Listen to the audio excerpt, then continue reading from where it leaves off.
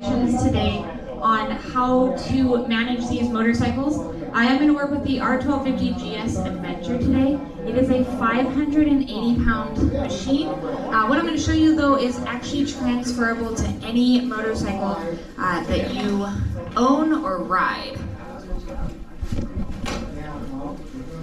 So one of the very first things that you want to do when you get yourself a new motorcycle or you just want to go out for a ride is you got to get on the thing. We usually park our motorcycles in this fashion, where the wheel is actually facing the same direction as the kickstand. There's nothing wrong with this, except for when I come to the motorcycle, I end up kind of getting the handlebar in my gut a little bit, it crowds me some, and it's hard for me to reach all the way across and grab this front brake. I do like to engage the front brake when I'm getting on the motorcycle, just as an added insurance policy to ensure the bike's not going to roll away from me. So to help me get on the bike a little bit more easily, where I'm not so crowded and I can get to this front brake, all I'm going to do is turn the steering so the wheel is now pointing away from me. It opens up this whole space and it brings that front brake to me. It makes it much easier for me to just swing a leg right on over and get on the bike. Now you can do this for whatever side you mount or dismount the motorcycle. If I want to dismount on the off side or on the right side of the bike, then all I'm going to do is actually switch my hands now because I still want to get to that brake. I'm going to use my left hand. I want to free up my right hand so that I can push the motorcycle back into the kickstand. I don't want to go pulling it with me. So push that back into the kickstand and dismount.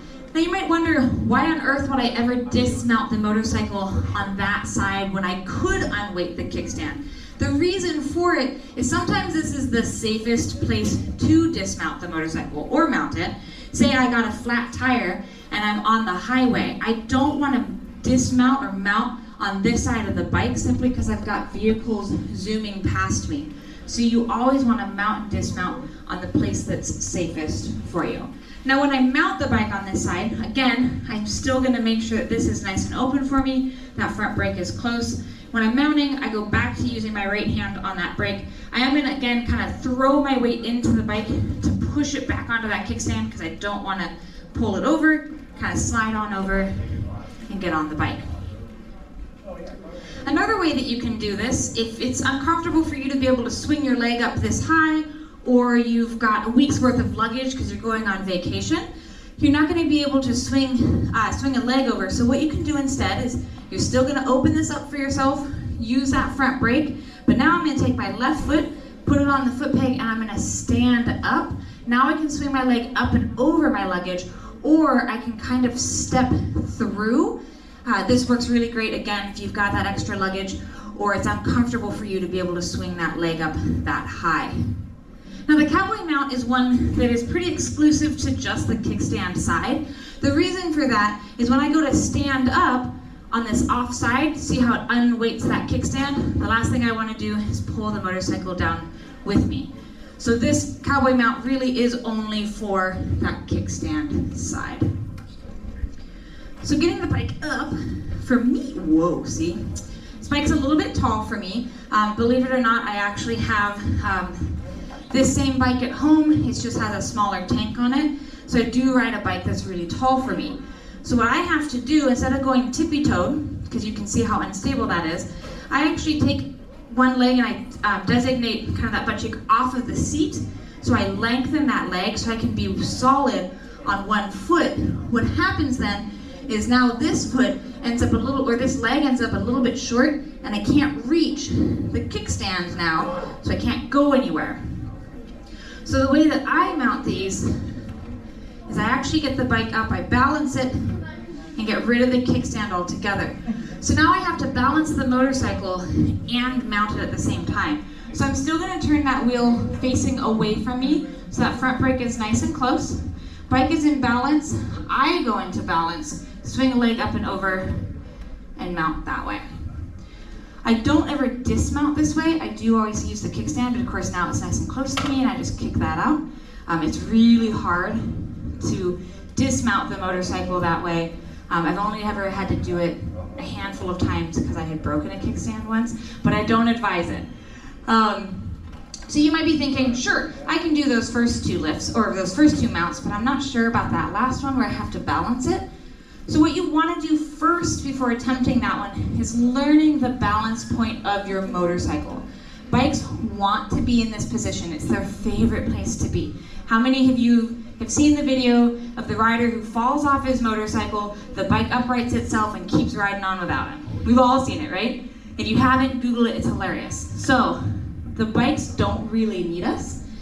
So that means that our input is actually pretty little. We don't need to force them around. We don't need to handle them heavy-handed. You just be really soft with them. So you can practice this in your garage, in your driveway, wherever you want. I'm going to encourage you to step back, because when we step into the bike, see how it comes into me? We have a tendency to want to just hold on to it. I'm asking you to actually move away and let the bike do its thing. And I'm just using my thumb primarily, see that?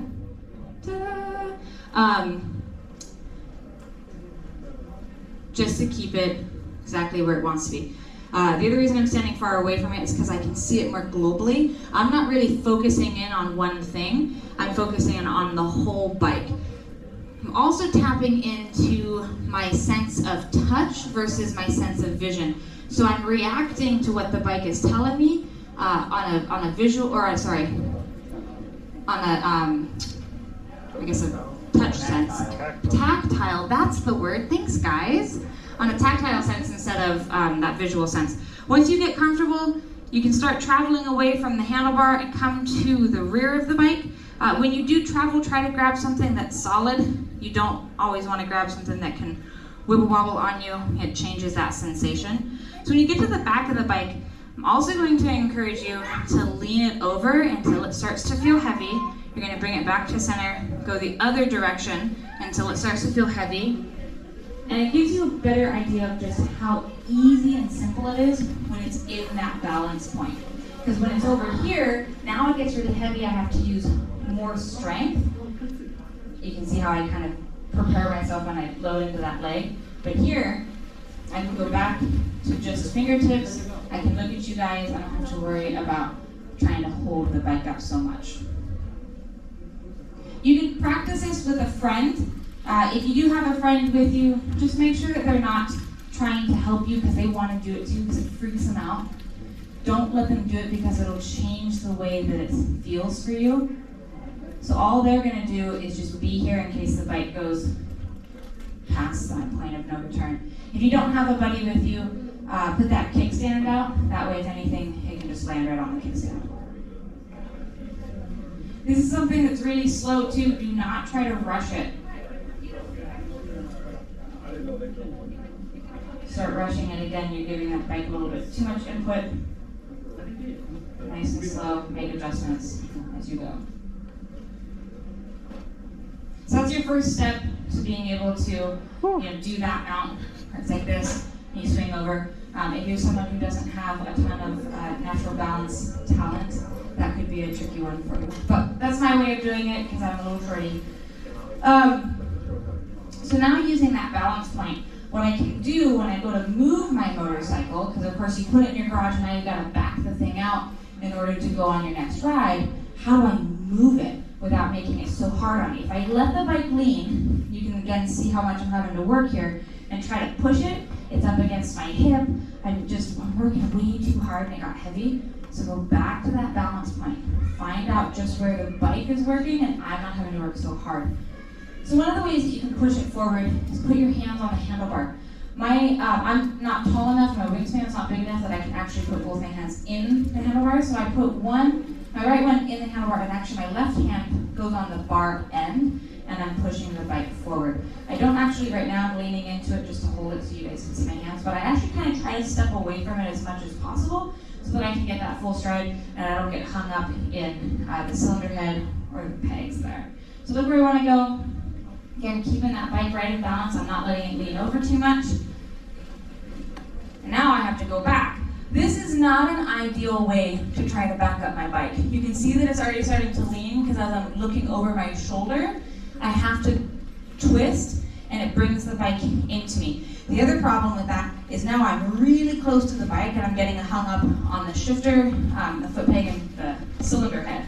So instead, tap back into that balance point, step away from the bike, You're going to use your right hand. You can either press it on the seat or you can grab a hold of the rack depending on what kind of bike you have. My left hand is simply here just to stabilize. So I'm going to press through. Oh, I'm also going to face the bike and kind of do this little side shuffle. But I'm going to look where I want to go, press the bike back. Again, this bike is not leaning over, so the weight is super manageable. I can also bring the bike forward in this same method. Granted, I can't grab the seat and pull it forward. If you've got one of those straps, you can pull it forward. If you have a rack or something that you can grab hold of back here, that makes it really nice. The reason I like this one so much is because I have the ability to stand even further away from the bike than I did in this position, and it allows me to get a bigger stride and more power behind it.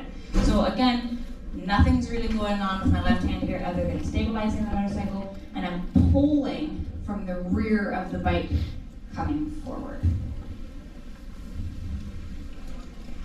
One more added element to this is when I'm backing up, I can now influence the steering with that left hand and easily park. So you back the bike up from a garage, depending on your depending on your driveway, you might be able to just get it turned around before you end up out in the street.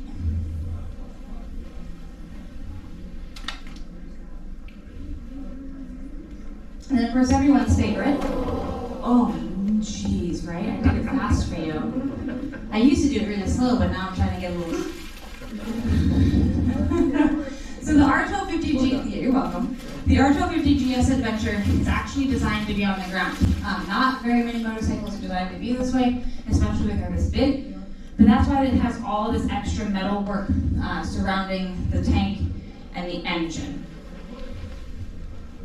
The skill that I'm going to teach you here is transferable again to any motorcycle.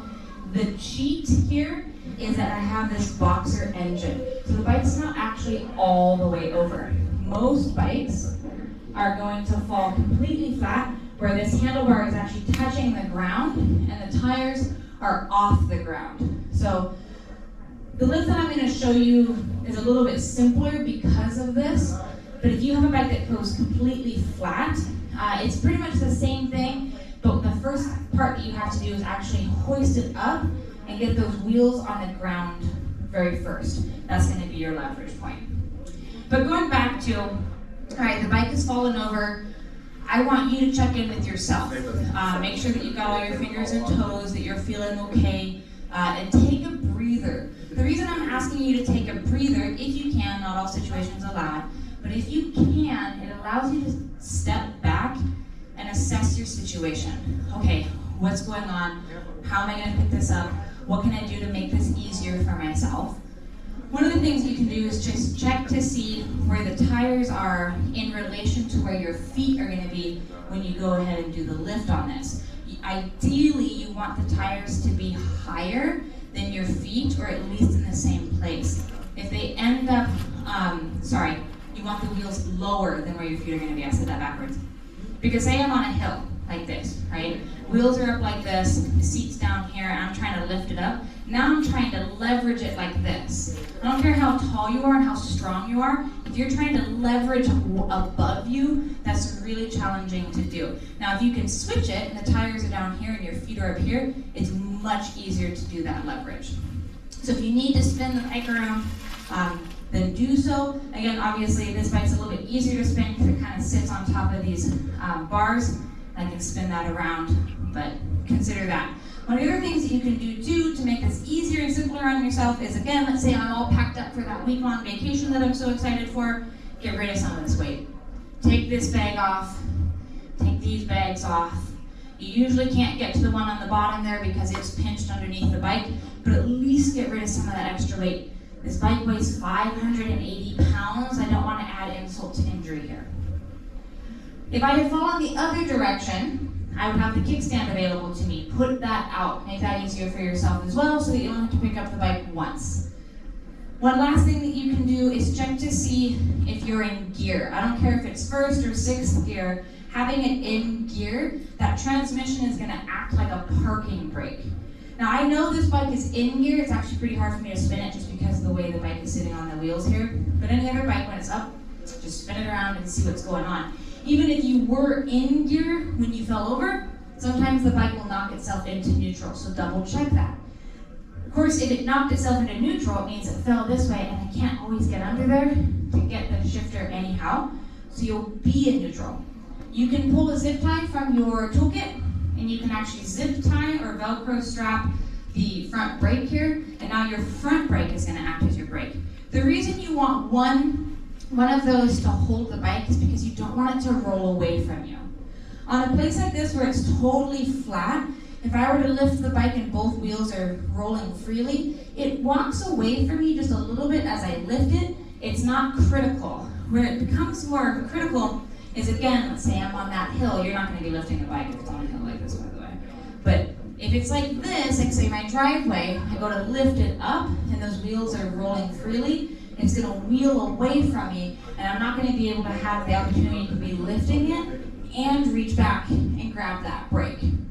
So try to set that up for yourself before you lift it. Once you're ready to lift, I prefer what's called the back-in lift. So what I'm doing is putting my butt into the seat, not on top of it and not below it. I'm actually pressing against it because that's going to be my leverage point. If I sit up too tall, this ends up being an upper body thing and I'm bound to hurt my back. If I try to get way down here, I can't uncoil from that anyway. So by pushing my butt into the seat, I'm going to optimize the leg strength. This is actually a leg lift and not an upper body lift. What you're going for is a 90 degree. So I want my ankles underneath my knees and my knees in line with my hip. Each bike and each rider is going to line up on this a little bit differently. So if I had someone who was 6'4" trying to get into the same exact position, it's going to look different for them. But you want to try to optimize as much as you can in these legs and prevent any injury. Also, avoid tucking your toes, because you're not going to be able to lift from your toes as efficiently, and I can already feel how much that's burning in my quads. So come out, make sure you can see those toes. You're going to press through your heels. Again, ankles under knees, knees in line with my hips, and my butt against the seat.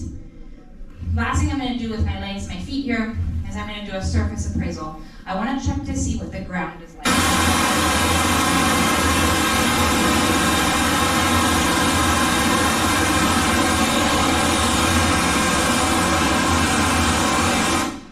Sorry, guys. All right, we're going to the old-fashioned. I'm going to yell at you. Okay, so you're going to do that surface appraisal. I think I ran out of batteries is what happened there. Whoop. Will you text them to bring batteries? I think they're AA. So you're going to do a surface appraisal. So I know that this ground, this carpet, which is not an environment I'm often lifting bikes in, by the way, is actually pretty slick. So if I try to take a really big step, what's going to happen is my foot has the potential of slipping out, and then the bike and I are going to come right back down to the ground. So I'm going to take little tiny steps where I can control or minimize that potential for slipping. So what I'm going to do with my hands is I'm going to grab the handlebar closest to the ground and bring it towards me. I want the steering to come into lock. I want it to be nice and firm. In the rear, I'm going to grab the rack. Again, not every motorcycle has a rack. You want to avoid grabbing anything that can come off. So the seat could pop off, your luggage could pop off for shift. Grab something that's either bolted to the motorcycle or is a part of the motorcycle, so like the frame. If you have to reach down and get that, then please do so. I promise you your dealer's going to want to sell you a new seat, but you're not going to want to buy one, okay? So protect that seat. Again, this is not an upper body thing for me. I'm using all of my legs here.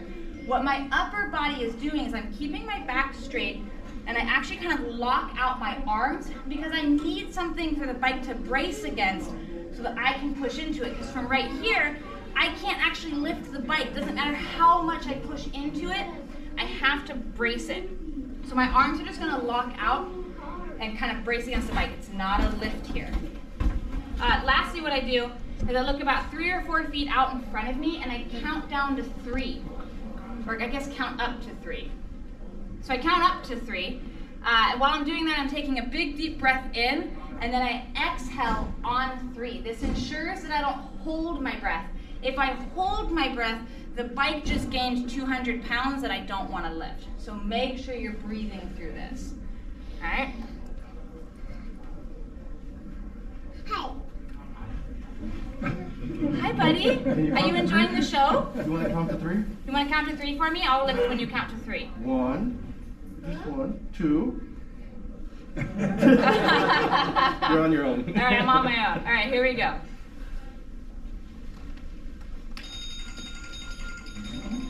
Nice, good Up job. it goes. All right, so one more for you.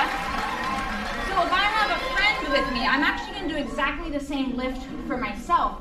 But what my friend is going to do is they're going to come back here. They're going to put one foot on the wheel. It doesn't matter which one it is. It can be left or right. It just has to be one. And then they're going to grab something on the bike that's solid, not hot, and not something where they're going to put their fingers through. I wanted something where they can actually release from the bike in case something goes a little bit crazy and the bike starts coming towards them. So grab something solid they can escape from, one foot on the wheel because this other leg is going to come up into their chest, and then on 3, they're going to kick their weight back, which helps to leverage the bike more. It also allows them to step here and get away from the bike if something goes crazy. You want to make sure that you're protecting your buddy and they have the chance to help you out and escape if it goes a little bit nuts. You ready, buddy? You're going to be my buddy? I'll be buddy. Okay.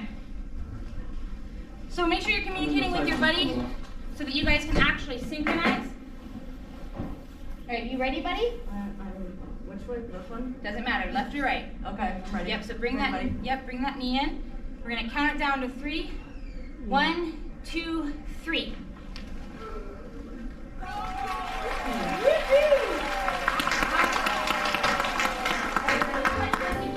Very little. Very little. I did very little.